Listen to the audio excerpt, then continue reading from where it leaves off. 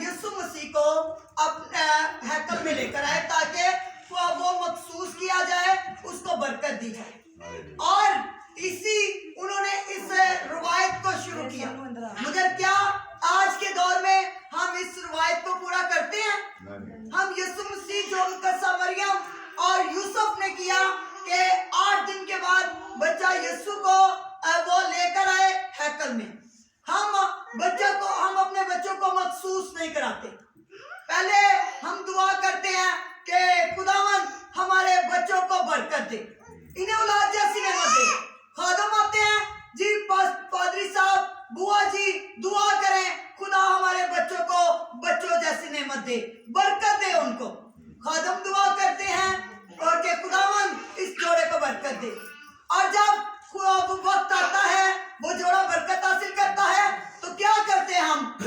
Delivery का वक्त आता है जी, दुआ करें अच्छी डिलीवरी हो, किसी किस्म की कोई परेशानी ना हो।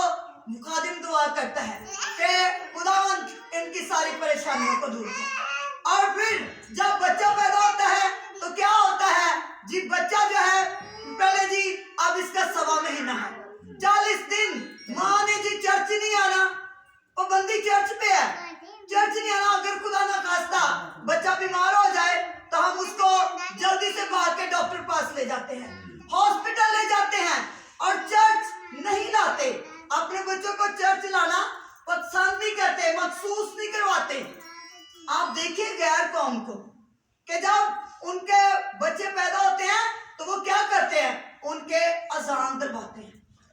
जब वो बच्चा भी पैदा ही होता है और उसी टाइम वो क्या करते हैं? उसको अजान दिलवाते हैं। और हमारी मसीही कौम क्या करती है?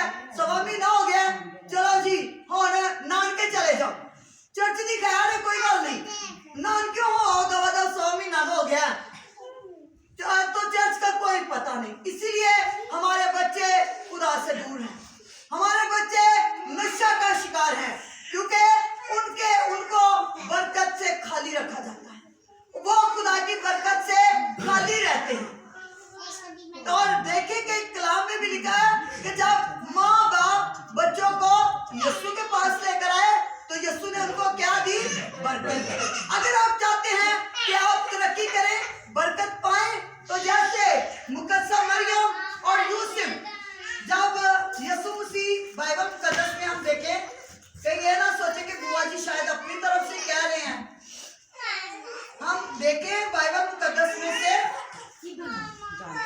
देखेंगे मुकद्दस लूका की अंजील और उसका हम देखेंगे मुकद्दस लूका की अंजील उसका 2 बाब और उसकी 21 आयत। मुकद्दस लूका थोड़ा ही टाइम लूंगी, मैं थोड़ा टाइम लूंगी और थोड़े वक्त में आपको समझाने की कोशिश करूंगी खुदा के कलाम के बारे में। और लिखा है जब 8 दिन पूरे हुए और उसके खतना का वक्त आया तो उसका नाम यीशु रखा गया, जो फरिश्ता ने उसके रहम में पढ़ने से पहले रखा था।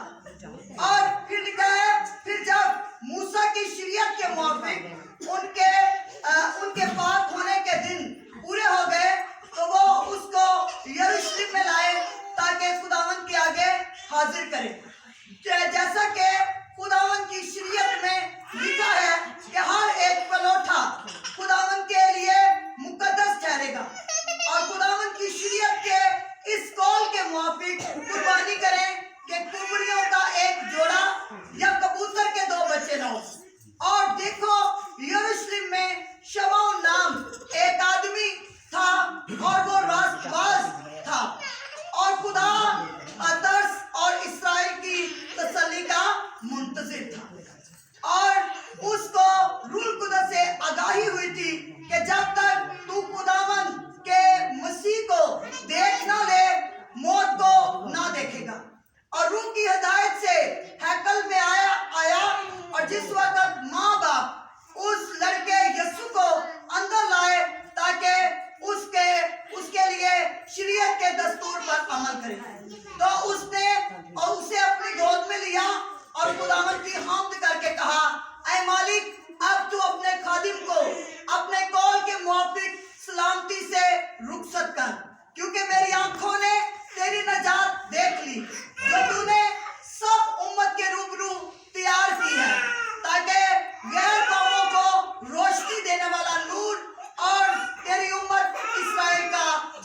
खुदा के कलाम पर खुदा की बरकत हो, खुदा का शुक्र हो। यहाँ हम देखते हैं कि यीशु मसीह की पैदाइश के बाद दस्तूर के मुताबिक जब मुकद्दसा मरियम और यूसुफ यीशु मसीह को हैकल में लाए तो वो नहायत वहाँ दो शख्स नजर आते हैं जो नहायत रास्तबाज हैं खुदा के साथ, जिनका बहुत मजबूत रिश्ता है, रिलेशन है। एक मर्द है और एक औरत है हैकल में मौजूद। और उन्होंने जब अफराद ने पहचान लिया कि यीशु जो नजात का बनी है, जो कौम के लिए रोशनी लाएगा, जो कौम के लिए नजात का बंदोबस्त करेगा, जो लोगों को उनके गुनाहों से रहाई देगा, और मगर खुद क्या करेगा, दुख उठाएगा, अजियत उठाएगा। और लिखा है कि पाक होने के बाद पुराने अहदनामे में अगर हम देखें अहबार की किताब और उसका 12 बाब और उसकी 6 से 8 आयत में कि जब किसी औरत के बेटा पैदा होता तो वो 40 दिन तक नापाक रहती, जैसे आज कल 7वां महीना है। और फिर जब अपने तहारत के दिन को पूरा करके वो जब हैकल में आते अपने बच्चों को लेकर, तो वो क्या करते, वो कुमरियों का जोड़ा लेकर आते। अगर कोई गरीब होता तो वो कुमरी जो फाख्ता होती है उसके या कबूतर के जोड़े लेकर आते, और जो बड़े अमीर लोग होते वो बैल, बकरे, बछड़े खुदा के हज़ूर कुर्बान करते, हर एक की लियाकत के मुताबिक। और इसी तरह लिखा है कि जब उन्होंने लड़के की पैदाइश के बाद 40 दिन के बाद माँ और बाप यीशु को जब हैकल में लाए कुर्बानी चढ़ाने की सूरत में, और वो 2 चीजें खुदा के हज़ूर में लेकर आए, एक कुमरियों का जोड़ा और कबूतर के 2 बच्चे। और फिर लिखा है कि फिर शरीयत के मुआफिक उनके पाक होने के दिन पूरे हो गए और वो यरूशलेम में लाए, और ताकि खुदावंद के आगे हाजिर हो। और जैसा कि खुदावंद की शरीयत में लिखा है, हर एक पेलोटा खुदा के लिए मखसूस किया जाए। खरूज की किताब उसका 13 बाब, जल्दी से निकाले, खरूज की किताब उसका 13 बाब और उसकी 6 से 12 आयत में लिखा है। खरूज की किताब बाइबल मुकद्दस में से देखेंगे, अगर किसी ने निकाल लिया है तो वो पढ़ सकता है। खरूज की किताब उसका 12 बाब, उसका 13 बाब और उसकी 11 आयत से हम पढ़ेंगे। उसमें यूं लिखा है, और जब खुदावंद उस कसम के मुआफिक जो उसने तुझसे और तेरे बाप दादा से खाई, तुझको केनानियों के मुल्क में पहुंचाकर वो मुल्क तुझको दे दे, तो तू पेलोठी के बच्चों को और जानवरों के पेलोठों को खुदावंद के लिए अलग कर देना, जब सब नर बच्चे खुदावंद के होंगे। कि खुदा ने ये अहद मुकर्रर किया कि तुम अपने पिलोटों को किसके लिए मुकर्रर करना, खुदा के। कभी हमने अपने बच्चों को खुदा के लिए मखसूस किया कि मेरा बेटा खुदा की खिदमत करेगा, मेरा बेटा खुदा के कलाम को लोगों तक पहुंचाएगा। मगर कलाम हमें ये बताता है कि तुम अपने पिलोटों को खुदा के लिए नजर कर देना, मखसूस कर देना, और खुदावंद की शरीयत के मुताबिक उस कौल के मुताबिक कुर्बानी करें कि कुमरियों का एक जोड़ा और कबूतर के 2 बच्चे लाओ। और देखो, यरूशलेम में शमौन नाम एक आदमी था। यहाँ देखा हमने हैकल में कि 2 शख्स जो थे, एक मर्द और एक औरत, जो खुदा के नजदीक थे, रास्तबाज थे, खुदा तरस थे और इस्राएल की तसल्ली के मुंतजिर थे, निजात के बानी के क्या थे, मुंतजिर थे। और जब उन्होंने देखा कि मुकद्दसा मरियम यीशु को हैकल में लाए हैं, तो शमौन ने उसको अपनी गोद में उठाया और कहा कि खुदावन अपने कौल के मुताबिक मुझे रुक सकता है, क्योंकि मेरी आंखों ने तेरी नजात देख ली है। और जब मुकद्दसा मरियम ने ये सुना, उसके बाप और उसकी माँ ने इन बातों को जो उसके हक में कही जाती थी सुना और हैरान हो गए। और शमौन ने उनके लिए दुआएं खैर की, बरकत की दुआ की, और उसने मरियम से कहा, देख ये इस्राएल में बहुतों के गिराने और उठाने के लिए ऐसा निशान होने के लिए मुकर्रर हुआ है जिसकी बहुत की होगी मुखालफत होगी। उसने पहले पेशन गोई की कि ये बच्चा ऐसा है जो इस्राएल के जो गिरे लोग हैं उनको क्या करेगा, उठाएगा, और इसकी क्या होगी, मुखालफत होगी, इसके लोग मुखालफत करेंगे, बल्कि खुद तेरी जान भी तलवार से छेदी जाएगी, ताकि बहुत लोगों के दिलों के ख्याल खुल जाएं कि यीशु मसीह जब सलीब पर थे तो मुकद्दसा मरियम के दिल में एक तलवार के घुप गई कि जिसका जवान बेटा सलीब पर है और उस मां का क्या हाल होगा। कितनी अज़ियत की बात है, कितनी दुख परेशानी की बात है। मगर शमौन ने कहा कि उसके जान देने से बहुत से लोगों के दिल खुल जाएंगे, वो बहुत से लोगों के लिए नजात का बानी बन जाएगा, नजात का सरचश्मा बन जाएगा, बहुत से लोगों को उनके गुनाहों से क्या करेगा, नजात देगा। और इसी तरह अब हम उस औरत के बारे में देखते हैं कि और आशिर के कबीला में हन्ना नाम फिनाउल की बेटी एक नबिया थी। फिनाउल का कबीला खुदावंद का पैगाम देने वाली, नबिया का मतलब है खुदा का पैगाम देने वाली। और बनी इस्राएल के नबिश्तों और नए अहदनामे में सिर्फ चंद ही औरतों को नबिया का लक़ब दिया गया। चंद ही औरतें खुदा की नबियां बनी, खुदा की खिदमत करने वाली बनी। और मूसा की बहन मरियम भी क्या थी, नबिया थी। वो भी अपने भाइयों के साथ, मूसा और हारून के साथ मिलकर खुदा की खिदमत करती है। आज खुदा हमारी बेटियों को नबिया बनाए, हमारे बेटों को नबी बनाए। खुदा हमारे बच्चों को ये फजल बख्शे कि वो खुदा की खिदमत में बढ़ चढ़कर शाना बिशाना हमारे साथ खड़े हों। और खुदावंद का नाम इस चर्च में, इस कलीसिया में इज्जत और जलाल पाए।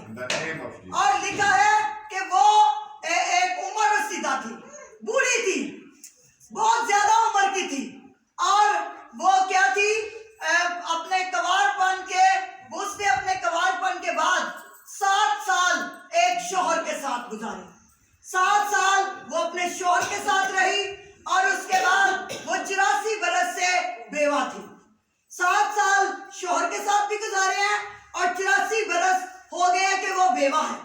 और इतनी वो उम्र, सीधा हिसाब लगाए कि उसकी कितनी उम्र होगी, 100 साल के करीब होगी, 90 साल के करीब होगी, और इसके लगभग है 90, 50, 95 साल के करीब। और देखें कि उसकी कितनी उम्र होगी, कैसी उसकी कंडीशन होगी। मगर वो क्या करती है, वो हैकल से जुदा नहीं होती, बल्कि दिन रात खुदा के हुजूर में दुआओं और रोजों के साथ। पहला क्या है नंबर, दुआ, और दूसरा क्या है, रोजा। और इन दोनों चीजों के साथ खुदा की क्या करती है, इबादत करती है, खुदा की प्रस्तिश करती है। और वो उसी घड़ी वहां आकर खुदा का क्या करने लगी, शुक्र, खुदा की शुक्रगुजारी करने लगी।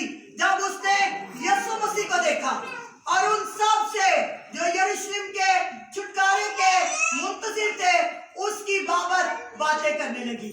जो यरूशलेम के छुटकारे का मतलब है जो मसीह मौत की आमद का एक और इशारा है, कि मसीह की आमद का क्या है, इशारा है। अगर हम देखें यशायाह की किताब में से, वहां पुराने अहदनामे में इस बात का जिक्र किया गया है। यशायाह की किताब उसका 52 बाब, 51 के बाद 52 बाब और उसकी 9 आयत में लिखा है, मिल जाए तो पढ़ लें। फिर टाइम कम है, इस वजह से हम देखेंगे उसकी 9 आयत में लिखा है, ए यरूशलेम के वीरानों, खुशी से ललकारो, मिलकर नगमा सिराई करो, क्योंकि खुदावन ने अपनी कौम को दिलासा दिया, उसने यरूशलेम का फिदिया दिया। खुदावन ने अपना पाक बाजू तुम्हारे कौमों की आंखों के सामने नंगा किया है, और जमीन सरासर खुदावन खुदा की नजात को देखेगी। खुदा की नजात कौन है? खुदावन यीशु मसीह। निजात का बानी कौन है? खुदावन यीशु मसीह। उसने हमें ये फजल बख्शा है कि हम खुदा की निजात को देखें, हम खुदा की निजात को बयान करें। और नया साल का मतलब है, नए साल का मतलब ये है तब्दीली लाना, अपने आप में तब्दीली लाना। जैसे कि एल्डर साहब ने कहा कि लूका की अंजील उसका 19 बाब, उस वहां बहुत खूबसूरत स्टोरी है। किसकी स्टोरी है? ज़कई की। कि ज़कई का कद क्या था? छोटा था।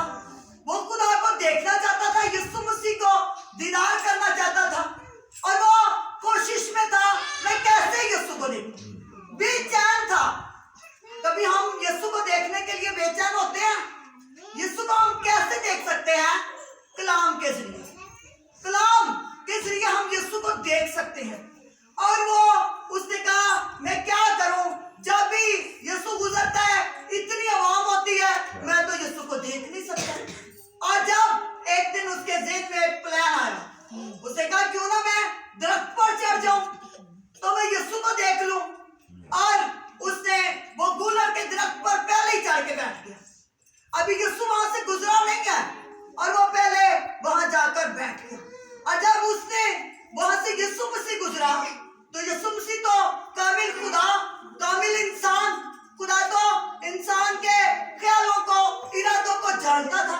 और यीशु जानता था कि ज़कई मुझे देखना चाहता है, ये ज़कई मेरे से मुलाकात करना चाहता है। तो यीशु ने कहा ऐ ज़कई नीचे उतर, आज मुझे तेरे घर जाना जरूर है। जब हम खुदा के ज़कई की तरह मुतलाशी हो जाते हैं, खुदा की हम कलाम की भूख प्यास अपने अंदर रखते हैं, तो यीशु हमें भी कहता है ऐ मेरे बेटे, ऐ मेरी बेटी, मुझे तेरे घर जाना जरूर है। और जब उसने ये देखा, उछल कर नीचे उतरा और कहने लगा ऐ खुदावन, अगर मैंने किसी का नाहक लिया है तो उसको चौगुना अदा करता। अगर मैंने किसी गरीब को सताया, उसको अपना आधा माल उसको दे देगा। और उसने अपना सारा मालो दौलत किसमें लौटा दिया? गरीबों को दे दिया। और कलाम मिल गया, देना लेने से मुबारक। और यीशु मसीह हंसना शुरू हो गए, और उन्होंने क्या कहा? आज इस घर में नजात।